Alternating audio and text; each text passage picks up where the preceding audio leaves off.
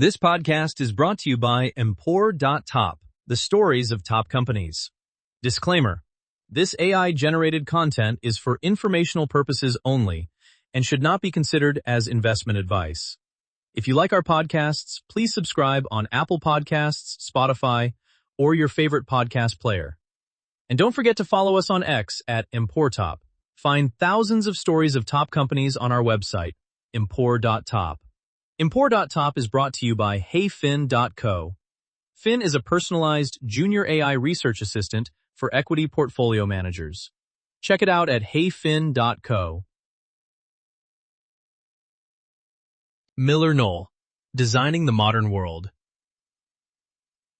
Walk into any Fortune 500 corner office, any venture-backed startup in Soma, any architect studio in Copenhagen, and look at the furniture.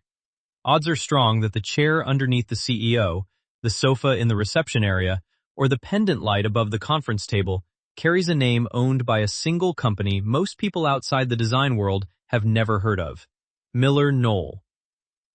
This is the story of how two of the 20th century's fiercest design rivals, Herman Miller and Knoll, spent decades defining the American aesthetic, and then, in the middle of a global pandemic that threatened to make their core product category obsolete, decided to merge into a single entity. It is a story about whether design equity, the intangible but very real premium that comes from owning an Eames Lounge chair or a Aeron tulip table, can function as a durable business moat in an era of flat-pack knockoffs and remote work. And it is a story about what happens when a company built by designers is handed to a retail executive from Gap Inc. and told to become the LVMH of the home. The stakes are significant. MillerKnoll generated $3.7 billion in revenue in fiscal 2025. It operates 19 brands across more than 100 countries, with 64 showrooms and over 50 physical retail locations. Its products sit in the permanent collection of the Museum of Modern Art. Its Aeron chair has sold more than 8 million units since 1994, making it arguably the single most successful piece of office furniture ever produced. And yet, its market capitalization as of early 2026 hovered around $1.3 billion, a fraction of its annual sales, as investors wrestled with a simple question. In a world where millions of knowledge workers never return to the office, is the greatest furniture company in history a growth story or a melting ice cube? The answer, as with most things in design, depends on how you look at it. To understand MillerKnoll, you have to understand two origin stories. One begins in a small Dutch Reformed community in western Michigan. The other begins in a second-floor walk-up on East 72nd Street in Manhattan. Both are tales of immigrants, obsessive craftsmanship, and the radical idea that the objects surrounding us at work are not just functional necessities, but expressions of culture, aspiration, and identity. Those two stories collided in July 2021, and the reverberations are still being felt. In 1905, in the tiny town of Zeeland, Michigan, a community so steeped in Dutch Reform values that it still closes its shops on Sunday, a small furniture maker called the Star Furniture Company began producing bedroom suites for the Midwestern middle class. It was unremarkable work, the kind of ornate, reproduction-style furniture that filled catalog pages across America. The company might have remained a footnote in Grand Rapids' long furniture-making history, if not for a young clerk named Dirk Jan D.J. Dupree, who married the boss's daughter, scraped together enough capital, and in 1923 renamed the operation after his father-in-law, Herman Miller. For the first decade, Herman Miller continued making traditional furniture. The pivot came from an unlikely source. In the early 1930s, Dupree encountered Gilbert Rode, a New York designer who had been proselytizing the gospel of modernism, the idea that furniture should be honest about its materials, functional in its purpose, and stripped of the Victorian ornamentation that still dominated American homes. Dupree was a deeply religious man, and something about modernism's insistence on truth in design resonated with his Calvinist sensibility. In 1933, Herman Miller debuted Rhodes designs at the Chicago World's Fair, and Dupree made a decision that would define the company for the next century. Herman Miller would stop making reproductions and commit entirely to modern design. It was, at the time, commercial suicide by any conventional measure. The Depression was ravaging furniture sales. Retailers were baffled, but Dupree held firm. The genius of what came next was not just aesthetic but structural.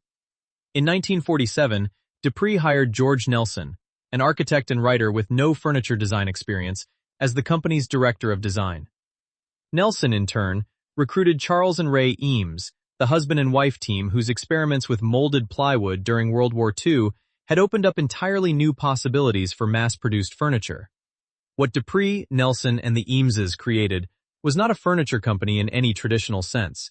It was, as the oft-quoted phrase goes, a publisher of furniture, a platform that identified brilliant designers, gave them creative freedom, handled manufacturing and distribution, and let the designs speak for themselves. Nelson brought in Isamu Noguchi, who designed the iconic coffee table.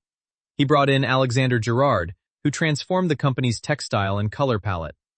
The Eameses produced the molded plywood chair in 1946, and, a decade later, the Eames Lounge chair and ottoman, a piece that Time magazine would later call the best design of the 20th century. 3,000 miles east, a parallel story was unfolding. Hans Knoll, a German immigrant and the son of a furniture maker from Stuttgart, arrived in New York City in 1937, and in 1938 opened a one-room furniture operation on East 72nd Street. Hans was a born salesman, charming and relentless, but it was his marriage in 1946 to Florence Schust that transformed the business. Florence had studied at the Cranbrook Academy of Art under Eliel Saarinen, attended the Illinois Institute of Technology under Mies van der Rohe, and absorbed the Bauhaus philosophy that architecture and furniture were inseparable. She was, in every sense, a product of the European modernist diaspora, and she brought that intellectual rigor to Knoll's product line. Florence Knoll did something remarkable. She convinced the greatest architects of the 20th century to design furniture for her company. Eero Saarinen created the womb chair after Florence told him she wanted a chair like a great big basket of pillows that I can curl up in. He later designed the tulip table and pedestal collection, pieces that remain in production more than 60 years later. Mies van der Rohe's Barcelona chair, originally designed for the 1929 International Exposition, became a Knoll signature. Marcel Breuer contributed his tubular steel designs. Over the decades, more than 40 Knoll pieces entered the permanent collection of the Museum of Modern Art. The key distinction between the two companies was cultural DNA. Herman Miller was Midwestern, earnest, and communitarian. D.J. Dupree adopted the Scanlon Plan in 1950, making Herman Miller one of the first companies in Michigan to embrace participative management and gain-sharing with workers. In 1983, a special stock ownership plan made every employee a shareholder. Max Dupree, DJ's son, wrote, "Leadership is an art," a management classic that argued leadership was about liberating people to do what is required of them in the most effective and humane way possible. Knoll, by contrast, was cosmopolitan, glamorous, and architecturally driven. Florence Knoll pioneered the Knoll Planning Unit, which didn't just sell furniture but designed entire office interiors, essentially inventing the concept of the modern corporate office. When Hans Knoll died in a car accident in 1955, Florence took over and ran the company with an iron aesthetic will until she retired in 1965. Both companies shared one critical insight. They were not selling commodities. They were selling design authority. And for decades, that authority translated into pricing power that was virtually unassailable.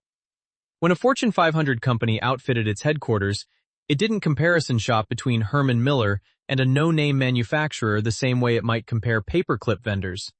The furniture was a statement about the company's identity, its sophistication, its commitment to quality. This is the moat that carried both companies through the second half of the 20th century. But moats can become prisons. By the mid-1990s, both companies had become deeply dependent on a single channel, the corporate contract office. And no product embodied that dependency more completely than the Aeron chair. Designed by Bill Stumpf and Don Chadwick and launched in 1994, the Aeron was a genuine breakthrough.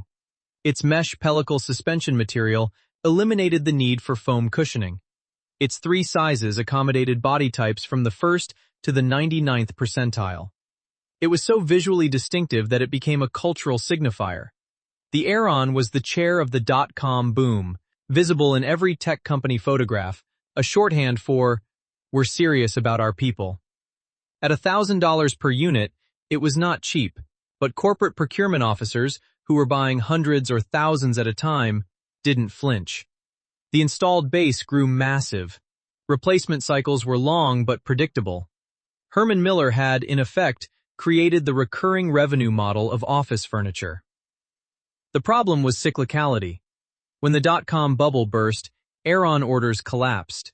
When the 2008 financial crisis hit, they collapsed again. The corporate contract business was a leveraged bet on commercial real estate, and commercial real estate moved in brutal cycles. For investors, this made Herman Miller and Knoll deeply frustrating. Brilliant brands, iconic products, but earnings that whipsawed with every macroeconomic tremor. Something had to change.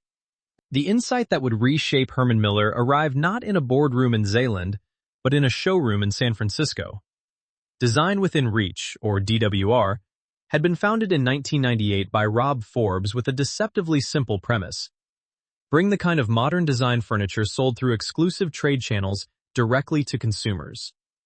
Forbes built a catalog and a network of studios where ordinary people, not just architects and interior designers, could walk in and buy an Eames chair or a Nelson bench. By the early 2010s, DWR had become the largest single vendor of Herman Miller products. The consumer who browsed a DWR catalog on a Sunday afternoon was fundamentally different from the corporate procurement officer who placed a bulk order on a Tuesday morning. The consumer bought on emotion, on aspiration, on the desire to own a piece of design history. And the consumer paid full retail. In July 2014, Herman Miller, under CEO Brian Walker, acquired an 84% stake in Design Within Reach for $154 million in cash. Walker called it a transformational step forward in realizing our strategy for diversified growth and establishing Herman Miller as a premier lifestyle brand. The acquisition gave Herman Miller something it had never had: a direct-to-consumer retail channel with 38 studios across North America, a robust e-commerce platform, and a catalog business that reached millions of design-conscious households. The strategic logic was elegant. DWR was already selling Herman Miller products. By owning DWR, Herman Miller could capture the retail margin, control the brand presentation, and gather consumer data that its dealer-mediated contract business never provided. The DWR acquisition was not without controversy. A lawsuit later alleged that Herman Miller had known about operational problems at DWR before closing the deal, and some analysts questioned whether $154 million was too steep for a retailer with modest profitability. But the strategic verdict, viewed from the vantage point of 2026, is clearer. DWR became the laboratory for Herman Miller's transformation from a B2B office supplier into something more ambitious. It proved that design-conscious consumers would pay premium prices for authenticated modern furniture, and it created a retail infrastructure that would later serve as the distribution backbone for new brand acquisitions. The next move came from the other side of the Atlantic. Hay, founded in Copenhagen in 2002 by Rolf and Mette Hay, had built a reputation as the design brand for the Instagram generation. Colorful, accessible, Scandinavian cool, with price points below Herman Miller's but far above IKEA's. If DWR was the gateway to modernism for affluent baby boomers, Hay was the on-ramp for millennials and Gen Z buyers who wanted design credibility without the four-figure price tags. In June 2018, Herman Miller acquired a 33% equity stake in Hay for $66 million, along with North American brand rights for an additional $5 million. In October 2019, the company increased its stake to 67% for another $78 million, with co-founders Rolf and Mette Hay retaining the remaining third and continuing to lead creative direction. Meanwhile, Knoll was executing its own diversification playbook. In December 2017, Knoll announced its acquisition of Muto, a Copenhagen-based design company whose name translates to New Perspective in Finnish, for approximately $300 million. Muto had grown its revenue at a 33% compound annual growth rate to roughly $75 million, specializing in what it called affordable luxury, the new Nordic aesthetic that had captured the imagination of a generation of young professionals. Knoll CEO Andrew Kogan positioned Muto as a way to expand the company's international sales mix from 15% to 20% and lower the average price point of the portfolio.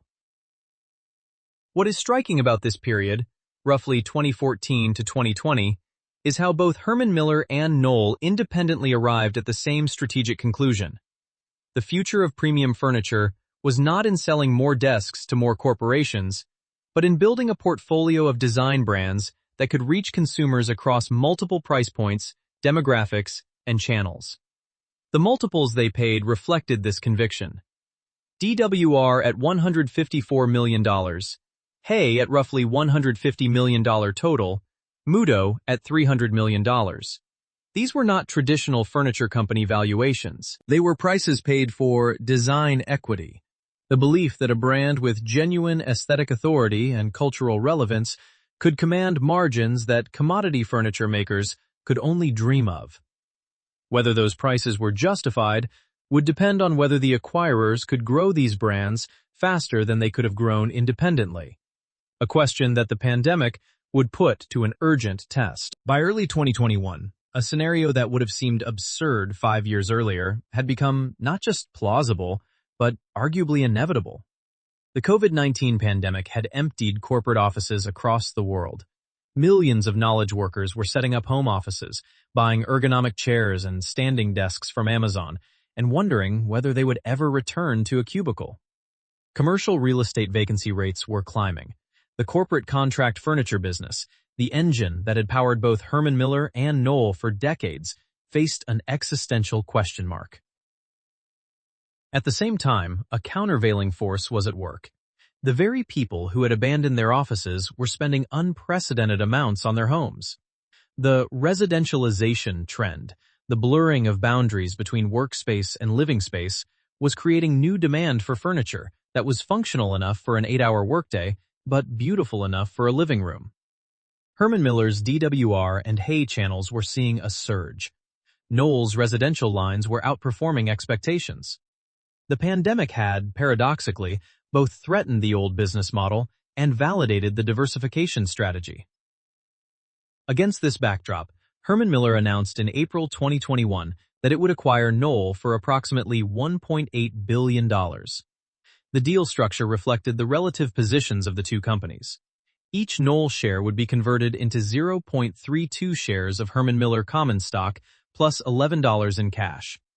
Upon completion, Herman Miller shareholders would own roughly 78% of the combined entity, and Knoll shareholders approximately 22%. The acquisition closed on July 19, 2021, and the combined company was renamed MillerKnoll. The strategic rationale was multi-layered. First, scale. The combined entity would control 19 brands with a presence in more than 100 countries, creating what management described as a design conglomerate, comparable to LVMH's role in luxury fashion. Second, channel diversification. Herman Miller brought DWR and Hay's consumer-facing retail infrastructure. Knoll brought Holly Hunt, the ultra-high-end to-the-trade brand beloved by interior designers, along with Knoll textiles, Spinneybeck leather, and Maharam fabrics. Third, and most critically, the merger was a bet that the death of the office narrative was overblown, and that the real opportunity lay in owning both sides of the equation. The contract office furniture that companies would need as they redesigned hybrid workplaces, and the residential and retail products that individual consumers were buying for their homes. But the synergy math was more complicated than the press releases suggested. Herman Miller and Knoll had spent decades competing with each other, and their dealer networks reflected that rivalry. Herman Miller's North American dealers were fiercely loyal and accustomed to operating as the exclusive premium option in their territories. Knoll's dealers had their own relationships, their own design studios, their own client lists. Merging these networks without alienating the independent dealers who controlled the last mile of customer relationships was a monumental logistical challenge. The ERP integration was equally daunting. The two companies ran on entirely different enterprise resource planning systems, the digital backbone that manages everything from order processing to inventory management to financial reporting. Unifying those systems is the kind of tedious, unglamorous work that rarely makes headlines but can make or break a merger. MillerKnoll would not complete this ERP integration until 2024, 3 years after the deal closed. The cultural integration was perhaps the most delicate of all. Herman Miller's identity was rooted in Zealand, in the Dupree family's communitarian values, in the Scanlon plan's participative management philosophy. Knoll's identity was rooted in New York, in Florence Knoll's architectural vision, in the glamour of modernist design. One company had a stock ownership plan that made every employee a shareholder. The other had a planning unit that redesigned corporate America's offices. Merging these cultures required more than org chart shuffling. It required a leader who could hold both identities without flattening either one. By the end of fiscal 2023, MillerKnoll had captured $131 million in run-rate cost synergies, progressing toward an updated target of $145 million. By the third quarter of fiscal 2024, that figure reached $153 million, with a goal of $160 million in annual run-rate savings. Those numbers demonstrated real operational progress. But the company also took $130 million in non-cash impairment charges against the goodwill attributed to Holly Hunt, the Global Retail Reporting Unit, and the Knoll and Muto trade names. A sobering reminder that some of the acquired brands had not yet delivered on the growth expectations embedded in their purchase prices. When Herman Miller's board went looking for a new CEO in 2018 to replace the retiring Brian Walker, it made a choice that raised eyebrows across the design world. Andy Owen, a 25-year veteran of Gap Inc., who had most recently served as global president of Banana Republic. Owen had no background in furniture, no training in industrial design, no history in the contract office market. What she had was deep expertise in brand management, omni-channel retail, and the kind of consumer-facing transformation that Herman Miller's board believed the company needed. Owen's career trajectory tells you everything about the board's strategic intent. She started in 1988 as a department manager at Bloomingdale's, rose through Banana Republic's ranks to General Manager of Canada, then Zone Vice President, and finally, Global President. She held a BA from the College of William and Mary and had completed executive education at Harvard Business School. Her entire professional life had been spent thinking about how to present brands to consumers in physical stores, online, and through catalogs. Hiring her was a signal. Herman Miller was no longer going to be led by the founder-designer cult that had guided it for nearly a century. It was going to be run as a brand portfolio, with the same operational discipline that Gap applied to its family of apparel labels. This was a philosophical departure of the first order. Under the Dupree family, Herman Miller's CEO was expected to be a steward of design values, a custodian of relationships with the designer community, a leader who understood that the company's competitive advantage flowed from its creative culture. Owen's mandate was different: grow the retail business, integrate the Knoll acquisition, and prove that design equity could be converted into shareholder returns. Her compensation structure reflected these priorities. The proxy statement revealed incentive targets focused on adjusted EBITDA margins and return on invested capital, the metrics of a consumer brand company, not a design atelier.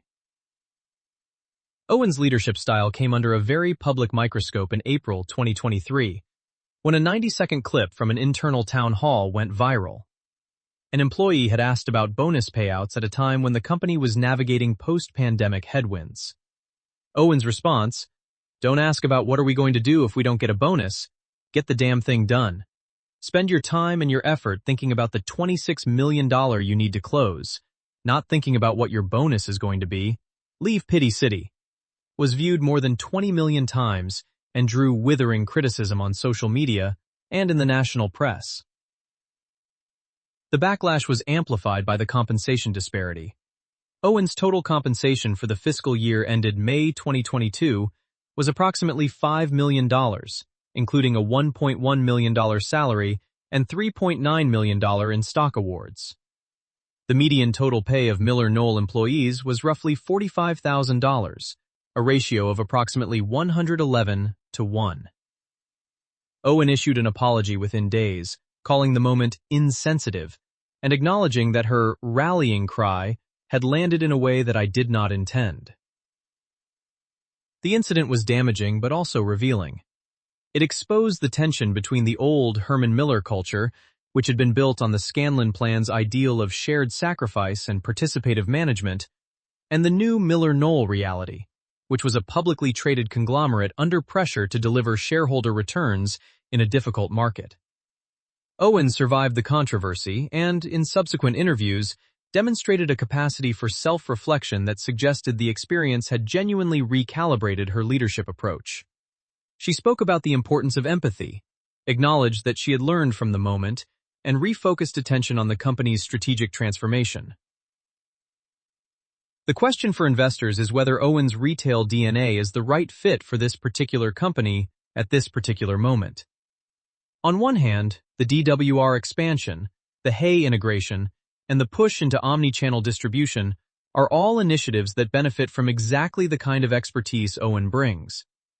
On the other hand, MillerKnoll's most valuable assets are its design relationships and its creative heritage, the kind of intangible capital that is easy to squander and extraordinarily difficult to rebuild.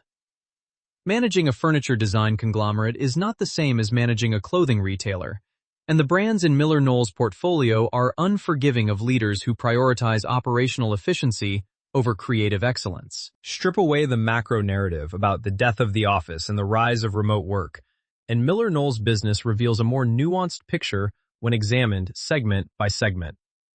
As of March 2025, the company reorganized its reporting into 3 segments: North America Contract, International Contract, and Global Retail. Each tells a different story. North America Contract remains the engine, the segment that generates the majority of revenue and cash flow.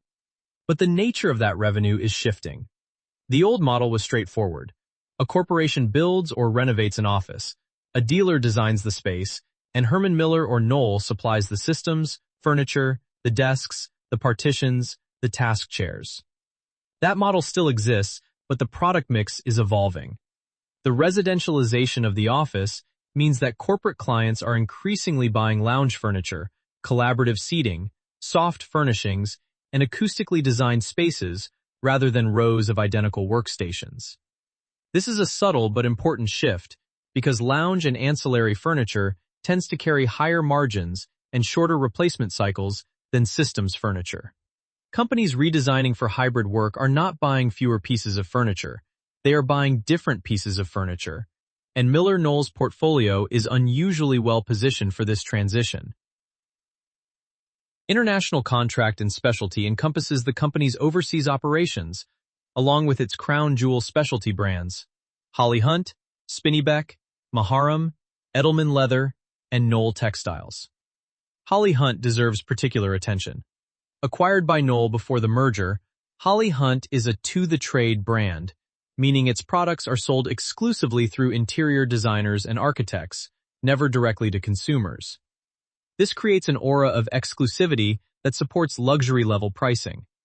Holly Hunt showrooms function less like retail stores and more like private galleries, where designers bring their wealthiest clients to select custom fabrics, lighting, and furniture for high-end residential projects.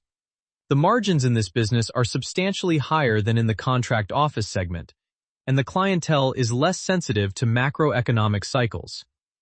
Maharam and Knoll Textiles, which supply fabrics to both internal brands and external customers, operate as the design equivalent of Intel Inside, embedded across the industry in ways that generate steady, if unglamorous, revenue.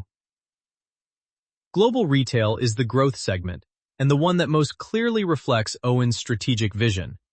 This segment houses DWR, Hay, and the company's direct-to-consumer operations, including e-commerce, catalogs, and physical stores.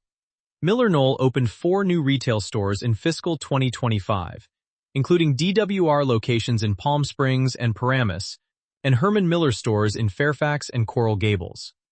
The company has outlined plans for 14 to 16 additional new locations, a pace of expansion that signals genuine conviction in the physical retail model, even as many competitors retreat to digital only. The logic behind this retail expansion is worth understanding.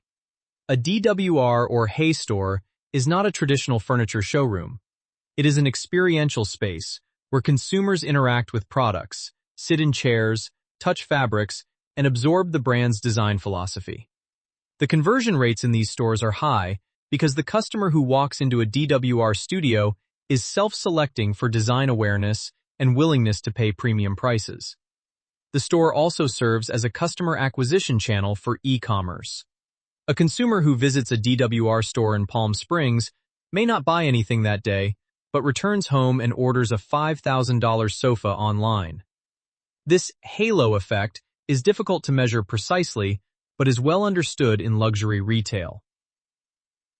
Then there is the gaming bet, perhaps the most unexpected chapter in MillerKnoll's recent history.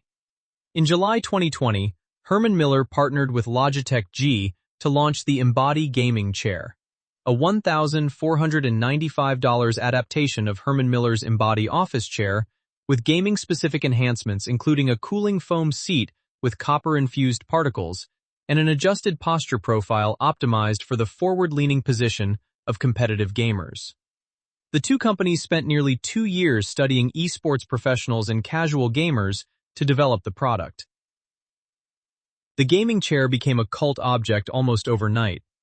In a market dominated by racing-style chairs from brands like Secret Lab and DX Racer, the Embody gaming chair was a dramatic outlier, a genuinely ergonomic product with a design pedigree, carrying a price tag that was 3 to 5 times higher than most competitors. For a certain type of gamer, the kind who spends thousands on a monitor and GPU, the Embody became a status symbol, proof that you took your setup seriously.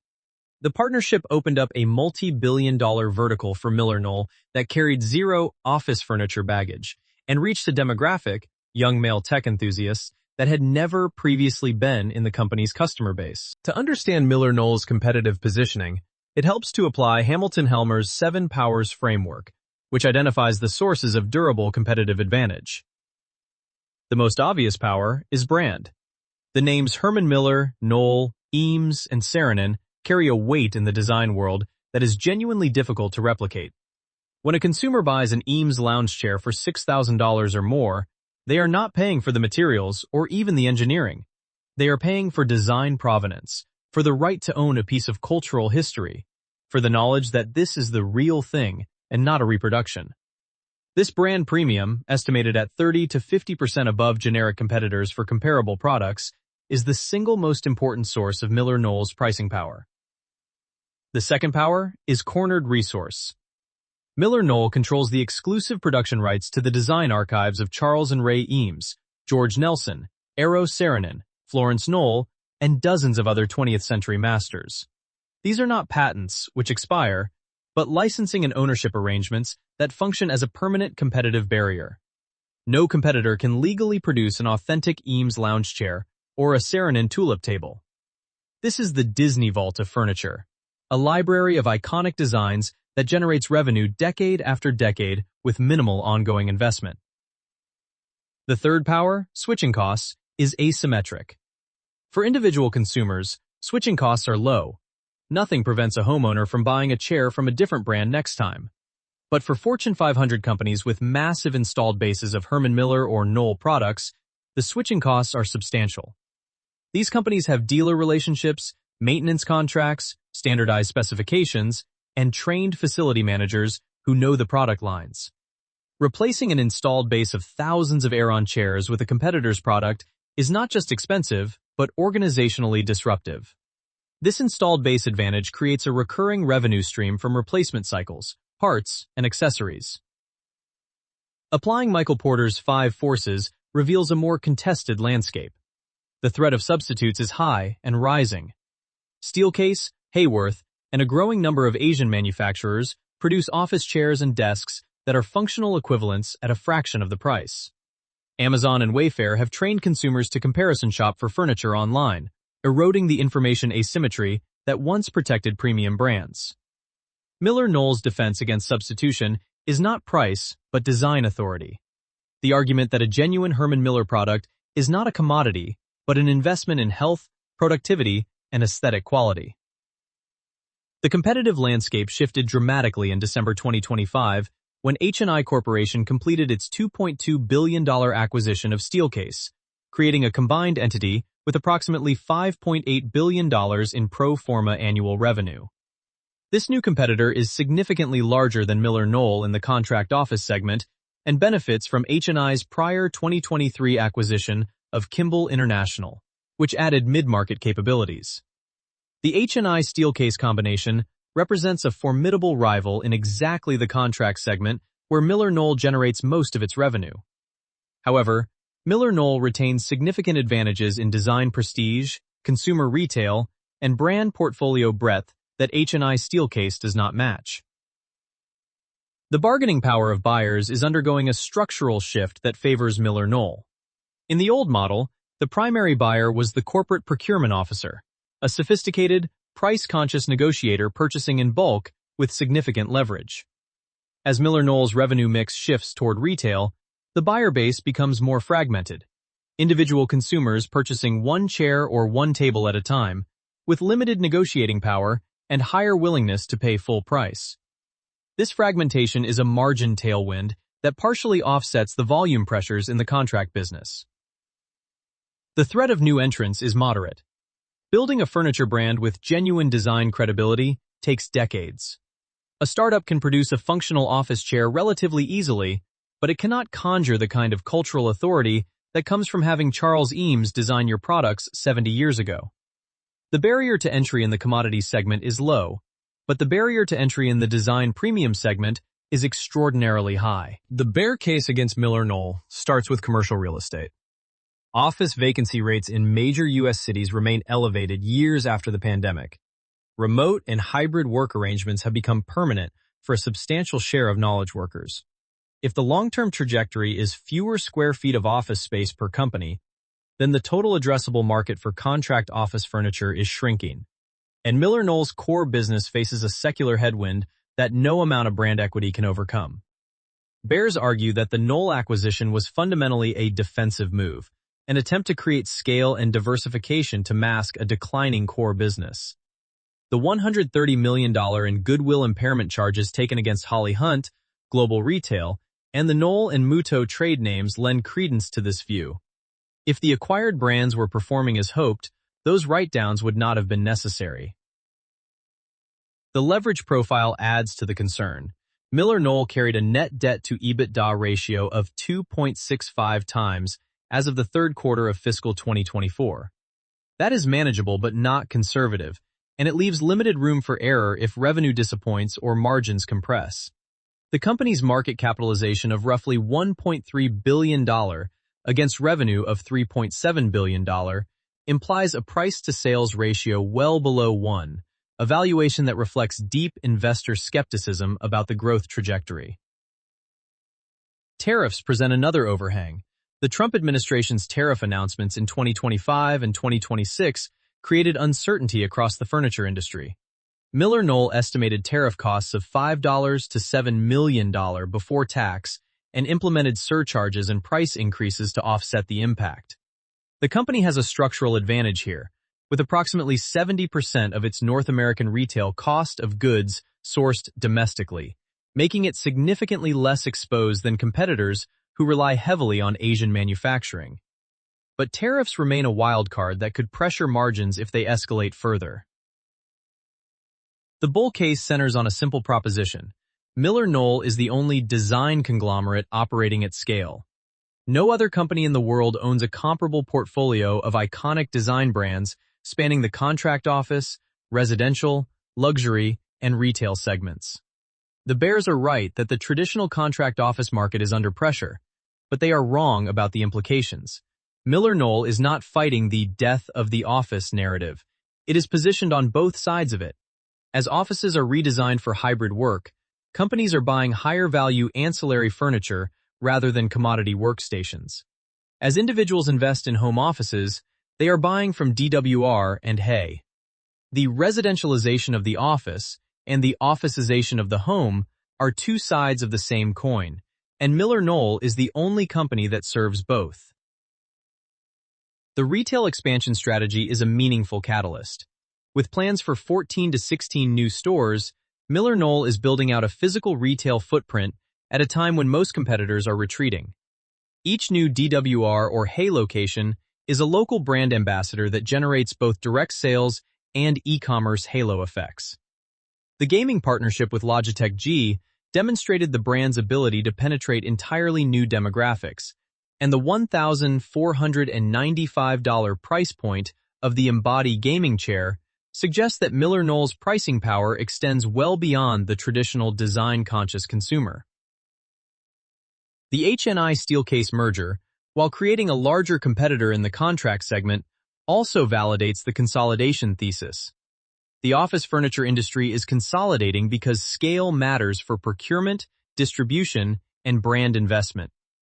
MillerKnoll was the first mover in this consolidation wave, and its differentiated position as a design-led brand portfolio rather than a volume-driven manufacturer may prove more durable in the long run.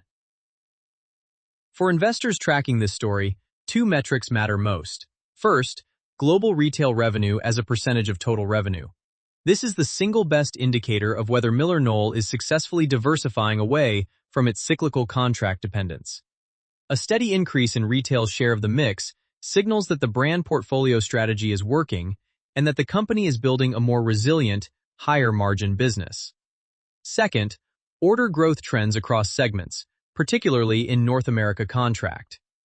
Orders are a leading indicator of revenue, and sustained positive order growth would signal that the hybrid office redesign cycle is generating real demand, not just replacing pandemic-deferred purchases. In the most recent quarter reported, second quarter fiscal 2026, consolidated orders showed positive year-over-year growth even as revenue dipped slightly, a divergence worth monitoring closely. In the spring of 1956, Charles and Ray Eames completed the design of a lounge chair and ottoman for their friend, the film director Billy Wilder. It was, in their words, meant to have the warm, receptive look of a well-used first baseman's mitt.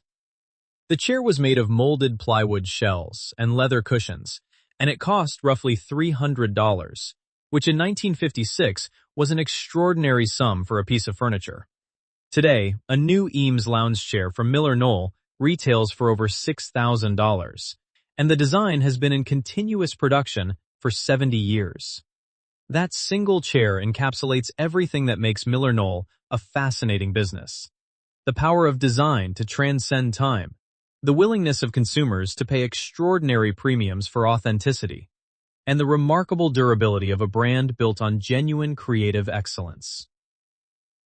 The question facing MillerKnoll is whether the company can extend that magic from a single iconic chair to a 19-brand conglomerate operating across multiple segments, channels, and geographies. The merger of Herman Miller and Knoll brought together two of the most storied names in design history, but it also created integration complexity, cultural tension, and financial leverage that the company is still working through. Andy Owen's retail-first strategy represents a genuine departure from the founder-designer tradition, and the Pity City episode revealed the friction that can arise when a brand management approach collides with a company culture built on participative values. The most important thing MillerKnoll sells is not, in the end, a chair. It is not a desk, or a fabric, or a lighting fixture. It is status for the knowledge worker, the tangible expression of taste, discernment, and professional seriousness. In an economy that is increasingly about intangibles, about signaling and identity, and the curation of one's environment, that is a product category with enormous staying power. The question is not whether people will continue to want beautifully designed furniture. The question is whether MillerKnoll, with all its heritage and all its complexity, is the right vehicle to deliver it. The consolidation of the industry around a few major players, MillerKnoll on one side and HNI Steelcase on the other, with Hayworth and a handful of others filling the gaps, suggests that the endgame for premium office and home furniture may look more like luxury goods than like traditional manufacturing. In that world, the company with the deepest design archive, the most recognizable brand names, and the broadest channel reach has a structural advantage that is difficult to dislodge. Whether that advantage translates into shareholder returns at the current valuation is a question that depends on execution, on the retail expansion, on the integration of the brand portfolio, on the ability to navigate tariffs and commercial real estate cycles, and the ongoing evolution of how and where people work. MillerKnoll sits at the intersection of design, commerce, and culture in a way that no other public company quite matches. It is a business that was built by artists and is now being run by operators, a tension that is as old as the creative industries themselves. Where it lands in the pantheon of great American brands, whether it becomes the LVMH of the home or a cautionary tale of a legacy giant that couldn't adapt, will depend on what happens in the next few years. The furniture, at least, will endure. 1. MillerKnoll Investor Day Presentations, 2022-2023. The New Day Strategy for Post-Merger Transformation. 2. The Herman Miller Aeron Chair Design Oral History. Bill Stumpf and Don Chadwick's development of the pellicle mesh technology. 3. Knoll, A Modernist Universe. Rizzoli. Comprehensive visual history of Knoll's design archives and Florence Knoll's architectural vision. 4. Andy Owen on the HBR IdeaCast. Discussion of leading through the work-from-home transition and the MillerKnoll integration. 5. Herman Miller's 2014 DWR acquisition filing. The $154 million deal that launched the company's consumer retail strategy. 6. The Logitech GX Herman Miller Gaming Partnership. Development of the M-Body gaming chair and entry into the esports market. 7.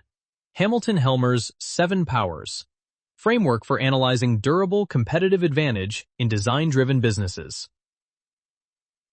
8. Steelcase versus MillerKnoll comparative analysis. Revenue, margin, and valuation multiples across the contract furniture industry. 9. Florence Knoll biography and the invention of the modern corporate office through the Knoll Planning Unit. 10. MillerKnoll 10K Annual Report. Segment analysis, debt structure, and post-merger financial reporting. This podcast is brought to you by Empor.top, the stories of top companies. Disclaimer. This AI-generated content is for informational purposes only and should not be considered as investment advice. If you like our podcasts, please subscribe on Apple Podcasts, Spotify, or your favorite podcast player. And don't forget to follow us on X at Empor.top. Find thousands of stories of top companies on our website, Empor.top. Empor.top is brought to you by HeyFin.co. Fin is a personalized junior AI research assistant for equity portfolio managers. Check it out at HeyFin.co.